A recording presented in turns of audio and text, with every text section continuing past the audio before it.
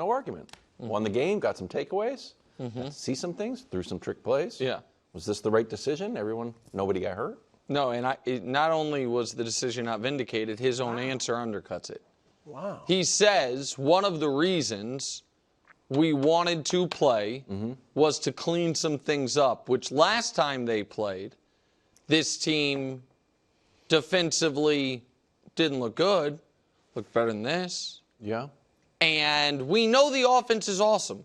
We know Ben Johnson has an endless supply of trick plays. Some he came up with on his own. Some he took right out of the Chiefs playbook of the lateral. Dying to do that. Which is great. And that, by the way, I was watching this game with my 11-year-old Deanna, who's kind of becoming a football fan.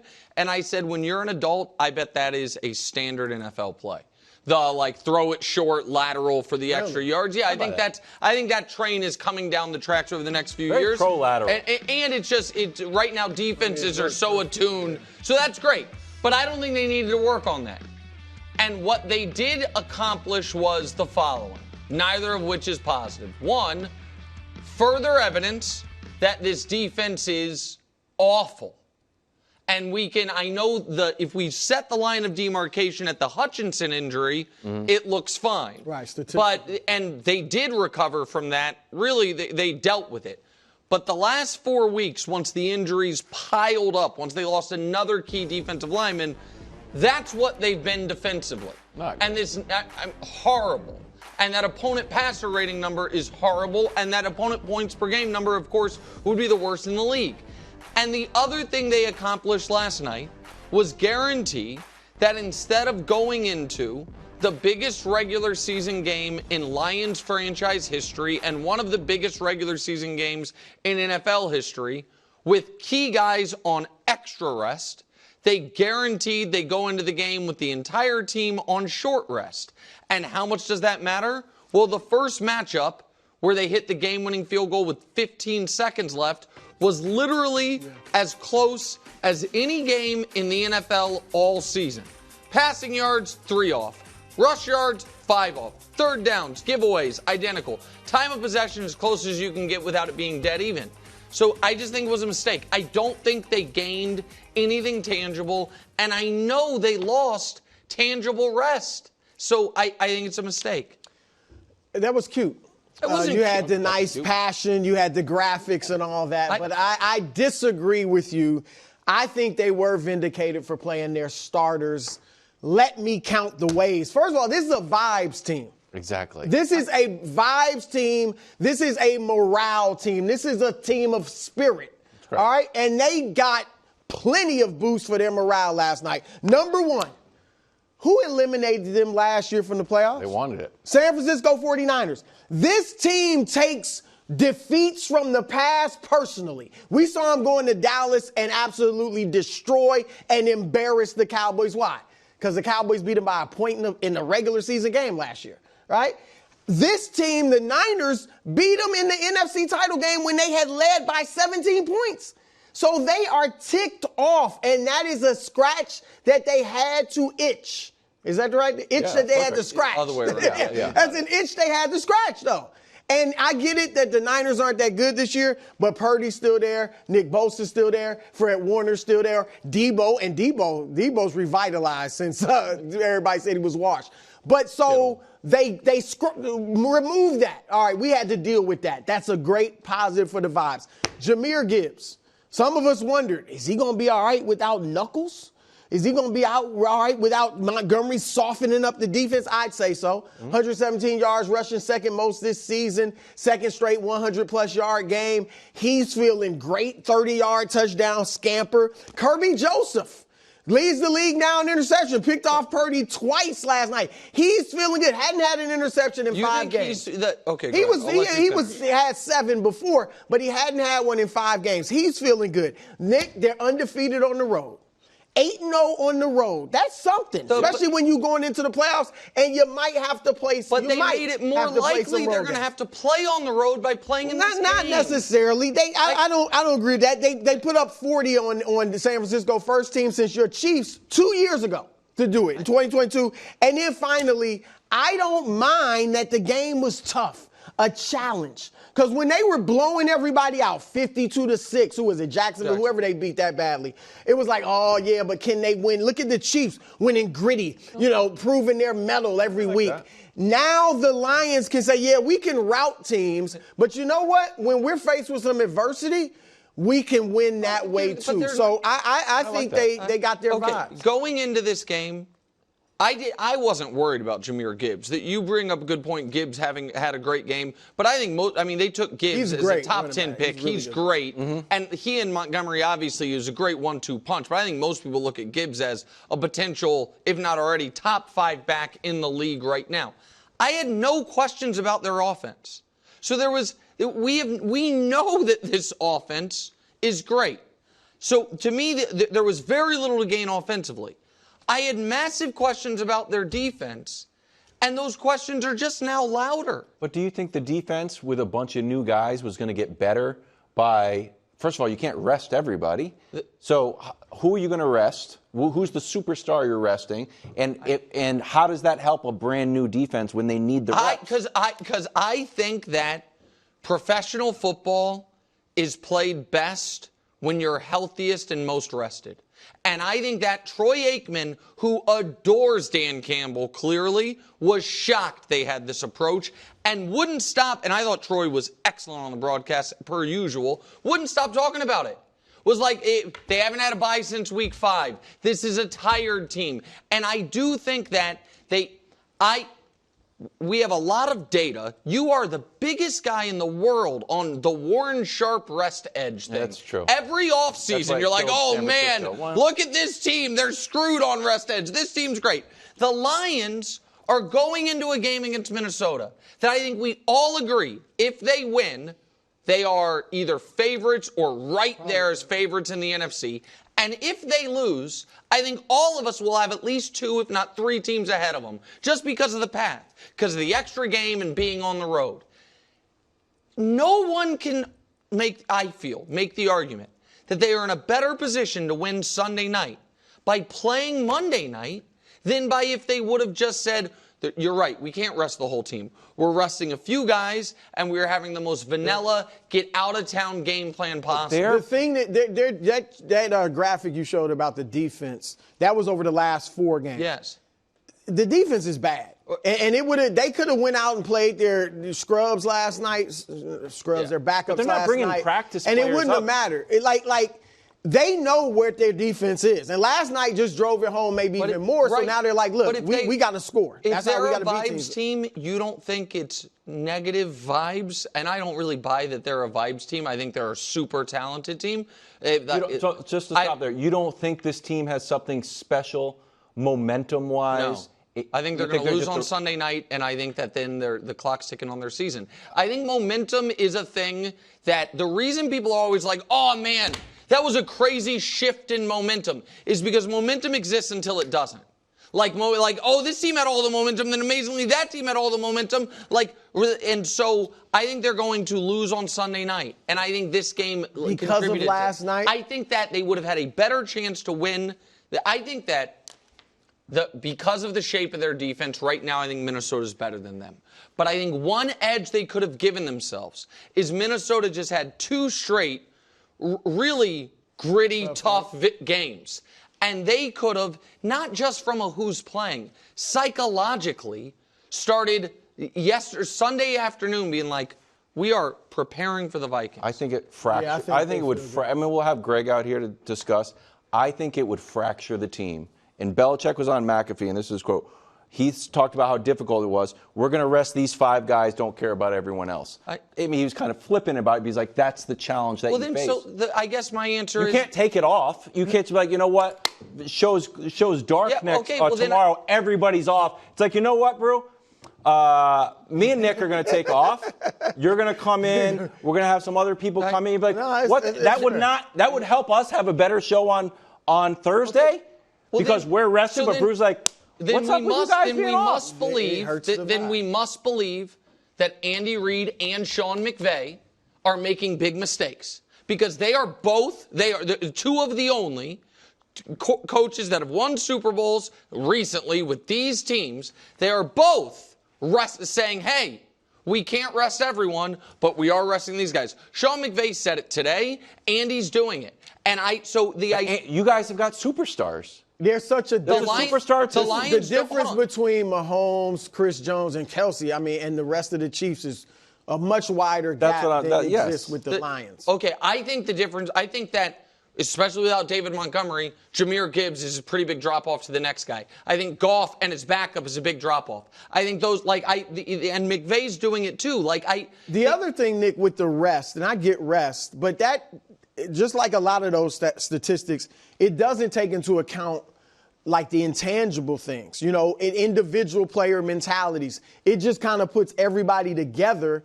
And some of these guys, like I said, this is their identity. We're tougher than everybody else. Now, that may not be true, but their identity is we're tougher than everybody else. Feels like it. We don't take off. We play every game. We'll see if it works, but that's their mentality. Last thing before we move on. Do you guys think because if the Vikings had lost this weekend and then the Lions won today, then Vikings-Lions is irrelevant. Right. There was a scenario where the Lions could have locked up the 1 seed last night had the Vikings lost to the Packers. Do you think he would have played his guys in Week 18? Good question. I don't. And I think he would have been it's fine. I think it was a weird spot where the meaningless game was before the final game. And to me, logically speaking, that doesn't track. I see what you guys are saying, but I do think he would have. All the vibes were a tough team. We'd play.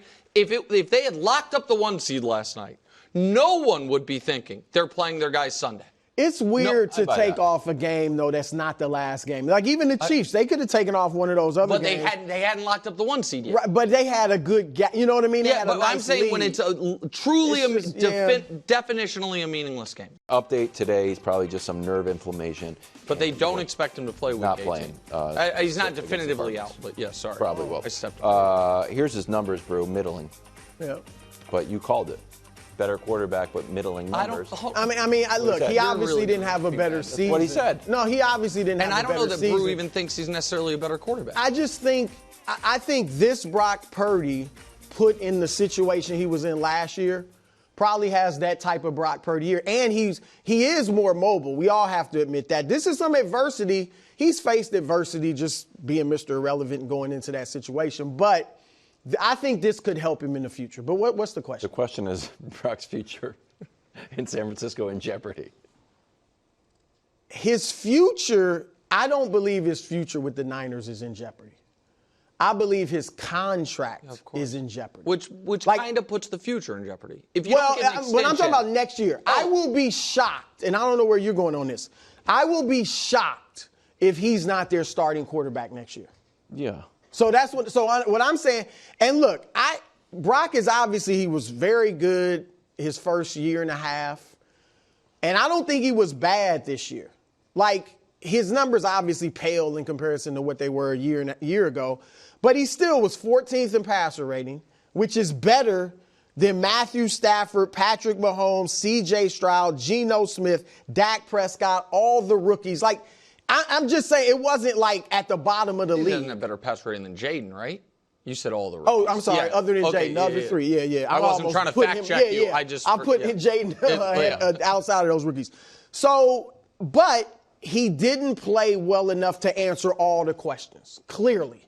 All right, so I feel kind of bad because he has been good. He obviously got him to a Super Bowl, and he's done it for less than $3 million.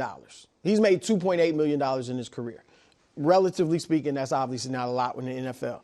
So it's kind of you want to get him a payday, but the smart business move. Of course. The smart business move is you run it back. Yeah. You run it back. And that doesn't mean like I said, I think his future with them is secure for the time being.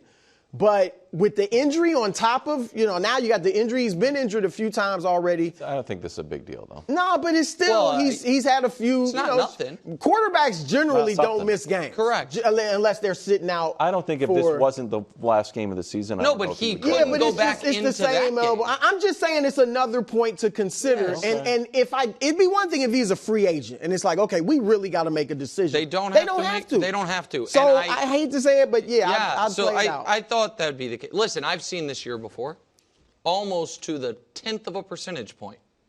It was this year. I'm going to show you something that's going to shock you. You guys are used to a lot of my same old Brock Purdy full screens. Yeah. Okay, here's a new one. Jimmy Garoppolo, 2021. Let's see what that looked like. Well, ignore the record. Literally almost the exact same number of completions and attempts. Pass yards within 50. Yards per pass within 0.1. Identical touchdown interception ratio, essentially identical touchdown percentage, interception percentage, and sacked. It's almost like, just my take, that with an NFL caliber starting quarterback, this is the floor production for a Shanahan offense. Not the wins, but that with an NFL caliber starting quarterback, this is the floor. And that's what you got this year. You don't get contract extensions coming off the floor. And I know Brew, doesn't like this, but this was also the third game in a row. Ball in your hand, down less than a touchdown, and you throw a terrible pick. That's a little tweak on it. What? Because usually it was the last. Right. No. Right. So this was. But it was a bad pick. This Rams one, again, there's 5 minutes left, but you're in field goal range at second down. Right. That was bad. Then I know you're not. And then the next week was a different situation. You're at midfield, again, have to get a touchdown. That's an awful one. And then he got hit. I understand. It's an awful pick. And then last night, and it was so weird because in the first half he played as well as he's played all year. And then he threw a terrible pick that Aikman gasped at. Right. To get the Lions because they were leading at the time, back momentum on their side. And then this isn't my moving of the goalposts. This is from Brew's good friends at the Associated Press. That right there, those situations, the NFC Championship game notwithstanding, are thematic. Down 1 or 8 points, fourth quarter OT, 3 touchdowns, 7 picks, a 53 rating. Ranks 151st out of 160. And because I think Wildes might think that's actually a Kyle Shanahan stat, Jimmy G's passer rating in that exact situation, 102.9. So it's not. So here's the difference, though. And Jimmy G, we know when they got to the Super Bowl against the Chiefs, they did it kind of despite Jimmy G. I mean, they threw 8 passes in one of the games, yeah. Purdy carried them I'm not saying he was their best player. He carried them to the Super Bowl, though. He brought them back. So that's legit, obviously. But what's also legit is that from facing Green Bay in a deficit in the second half, he carried them back. When facing Detroit at a deficit in the NFC title game, he brought them back with big plays. So I think that's a little different. I thought you were going to go somewhere else, though, and somebody they should go after. Well, listen, I'm very, very confident Brock Purdy will be on the Niners roster next year. Obviously, costs $1 million. Right. I am not 100% confident there won't be a veteran quarterback there as well, whether it is Kirk Cousins for the minimum, whether it is Aaron Rodgers, which I would not do, but it would. You think they might do Rodgers? When Mike Silver says something about the Niners, and he said this a month ago before this losing streak was going, it piqued my interest. And Sam Darnold, I think, is, depending on what Minnesota does and all of that, I think the Cousins thing's really interesting because Cousins can do, like you've said, the Russell Wilson thing. Mm-hmm. What I also know is this. John Lynch spoke 1,000 words with his body language last night, and Troy Aikman spoke 100 words with his actual words. When he says on Monday Night Football, talks about John Lynch and their relationship, and then also says, man, the Niners have a lot of tough decisions to make this offseason. I don't think Troy is just, spitting in the wind with Joe Buck. Those are usually very informed statements. I thought there's just a ton of free agents on the team. I thought that was Brock. So I read it to mean as far as about whether or not they're going to pay Brock Purdy. Yeah, I don't think, like you said, they don't have to pay. They'd be crazy to go after Rodgers, I think. I totally agree. Cousins was obviously bad this year. I wouldn't go after him. Darnold's interesting, and they know Darnold better than anybody in the league outside of Minnesota. So to me, with Darnold, it's like, what did he look like for us in practice? Looked like Steve Young. Did he outplay Purdy in practice or play as well? Obviously not. Because here, can I quickly go to a graphic? Yeah, we're at 23 minutes though. We're in a little Here we go. This is Darnold essentially, Nick, is doing what Purdy does in a similar situation. Except Purdy's numbers are better. They both played great, but Purdy's numbers are better. That's last year him with his Avengers. This year Darnold with his quote-unquote Avengers. So why I would not take a chance and pay Darnold like a Baker contract when I got 1 year of evidence that he's going to be, and Purdy could be just as good if we got our players. Thanks for watching. Subscribe here to get more from the show and to check out clips from other shows on FS1.